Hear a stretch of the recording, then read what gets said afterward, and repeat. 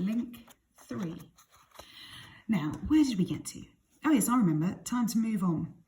I'd applied for loads of jobs in the months since I'd left school. Office work, supermarkets, catering, filling stations, you name it. Most employers wanted experience, and some ads actually said unemployed persons need not apply, which is criminal, in my opinion. I'd started applying in August, and I'd had a couple of interviews, but as I said before, sleeping in your clothes makes you look scruffy, and by Christmas I looked like a tramp. I knew nobody was going to take me on looking like that, and I started getting really depressed. Christmas didn't help. I spent it at Carol's, which was kind of her and Chris, but it was still the worst Christmas I've ever had. For a start, there was my present. Carol and Mum had put their money together and got me this sleeping bag. A really posh job. Quilted, waterproof, the lot.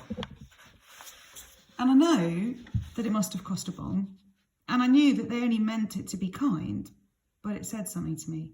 It said they thought of me as a dosser, as someone who might always be a dosser, so he may as well be comfortable as possible. It hurt like hell, but I didn't let them see it.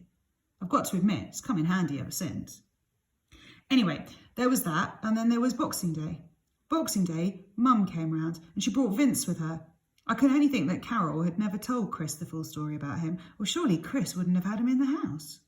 Anyway, they came for dinner and stayed until 1 o'clock next morning. And of course, everybody got drunk, everybody except me. And once he's got a skinful, Vince started making cracks about me.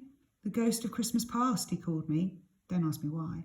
I was a disgrace, he said, stuffing myself with my sister's grub, sitting there with my long hair and tatty clothes, making Mum feel guilty when she had nothing to feel guilty about.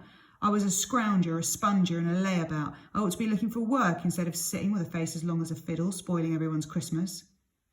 Didn't feel like peace on earth, I can tell you that. Wasn't a lot of goodwill towards men floating about. And the worst thing was, nobody stuck up for me. Not even my sister. It was then I knew I'd worn out my welcome, even here.